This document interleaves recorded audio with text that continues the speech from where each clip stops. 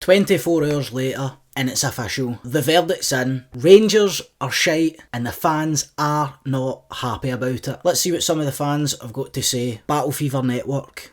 Michael Beale has committed the ultimate crime, let go of players who were deemed to have down tools and replaced them with a lack of quality. He's hung on to players who only know failure at Ibrox, and it's now proven to be his undoing. Mix that in with a distinct lack of playing style, no real meaningful wins domestically, and the fact that he's contradicted himself at every turn. Totally understand where this guy's coming from. I mean, for the minute Beale stepped in the door at the end of last season, he's been full of magical promises, yet for the pre-season until now, it's been, other than the Betis game, failure after failure. I mean, even the Betis game, we got the victory, we got the result, still we weren't great. But the cracks have been appearing since pre-season, and we let them off the hook, I suppose, because we were told it was a rebuild. Players would have to come in, players would have to gel, but that for me is now officially gone on too long. We've kicked off our domestic league campaign, we're in the semi-final of a cup, and we're currently about to go play Limassol in Cyprus in the UEFA Europa League. The time for gelling and the time for the manager and the players to be let off the hook is long gone. As soon as that first ball was kicked at the start of the SPFL season, it was go time. There were no excuses, but what we feared as fans is that people who continued to say that these players need time to gel, they need time to settle in, that Beale needs time to establish what starting 11 he's going to play, what sort of style he's going to play, and get a tune out of this players. We feared the worst, that this would continue on to this point of the season,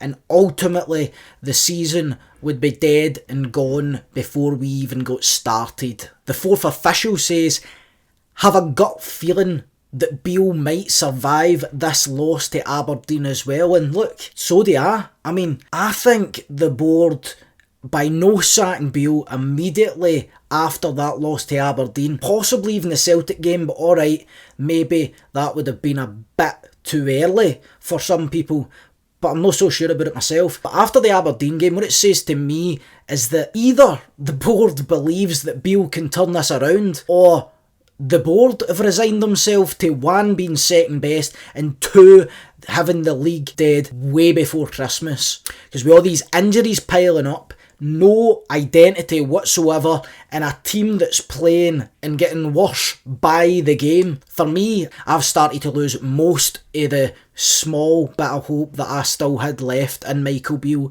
and in these players. I mean, take Dessers for instance. Danilo is a big summer signing, yet Dessers starts the league campaign. Michael Beale sticks with him game after game, despite the guy no having a first touch and no having any clinicalness whatsoever. But he sticks with him. I said it on the podcast, why? What is Danilo doing wrong? Or is it, he needs time to... Football's football. I don't care where you come from or where you've been or what other league you've played in. There's 22 players on the park and there's a ball between yous all. It's not that different. So for me, either Beale just wasn't ready to pull the trigger on Danilo because he wasn't fit, or he didn't think he was fitting in at that moment in time. So he sticks with Dessers, who does nothing game after game.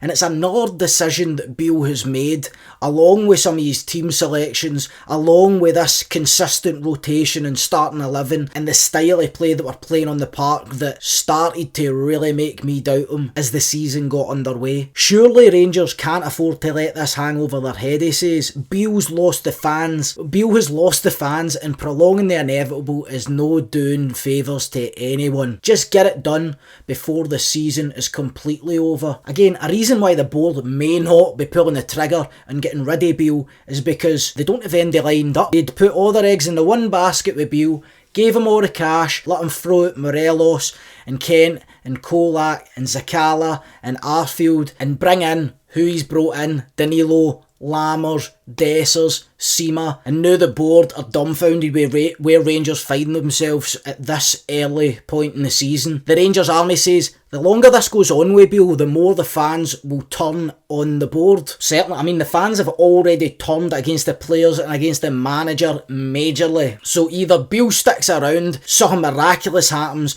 where he doesn't lose another game here until Christmas, which we spoke about last week. There was no wiggle room for us to slip up again. We've already slipped up twice in the league. That was unacceptable what happened yesterday. For me, it was the final straw for Beale, but clearly the board does not see it that way.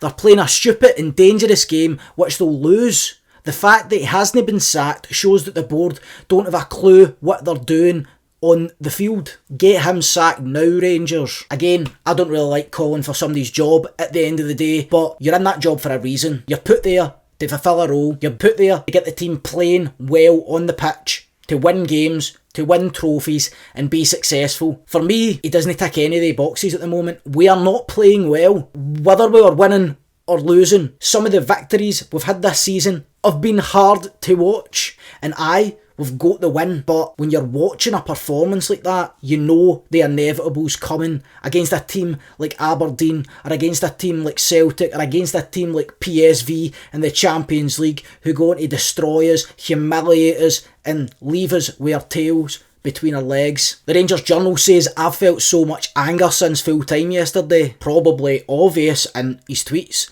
The truth is though, since the Europa League run, it's been draining to watch Rangers most of the time, and after yesterday, like many of you, felt totally scunnered. Totally scunnered is putting it lightly. Very, very lightly after watching this abysmal start to Rangers season. It's definitely time for change, which is brutal. None of us thought we would be here on the 1st of October calling for the manager's head, calling for Dessers to never wear a Rangers strip again, resigning ourselves to the fact that the league's over. I mean, we've got off to a good start in Europe, yet still surrounding the club is just this air of pure negativity and frustration. Anger at the severe lack of performances that have been put in with this team so far. There is not one game from start to finish where you can say that this team played well.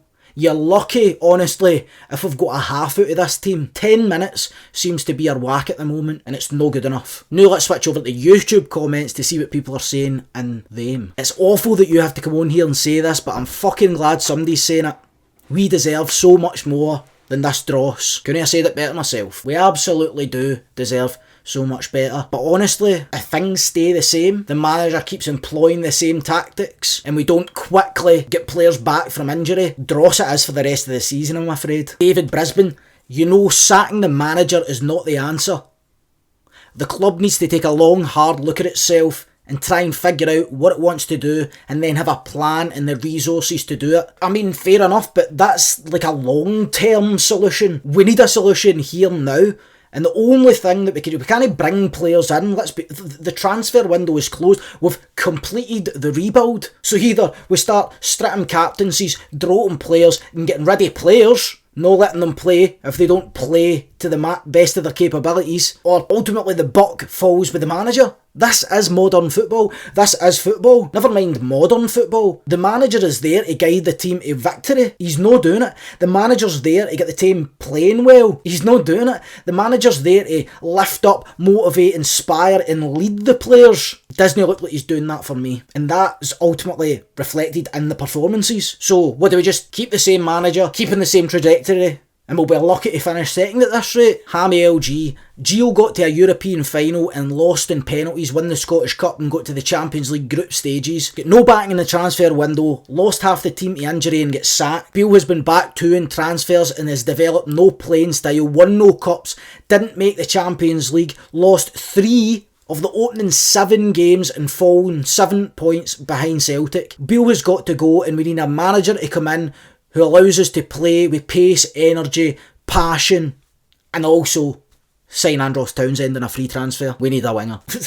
The problem for us though is that we don't just need a winger, we need 2 wingers at minimum, and probably 2 to back them up. But the problem Beale has is that Matondo comes onto a bit of a game at the start of the season. So he's thinking, I've got a left winger in Matondo, but who does he play out on the right? He's not got a natural right winger. And even if he did have a natural right winger, then, well, 2 wingers is not good enough when you see the sort of stuff that happens, like Matondo goes out injured, like all these players go out injured. Beale simply doesn't have backup. He doesn't have the players that he needs in wide areas, and he certainly doesn't have the backup in wide areas if 1 or 2 players do end up going out injured. Leanne Campbell says, this is like a character out of Chewing the Fat. Fuck you talking to. We'll see you next time.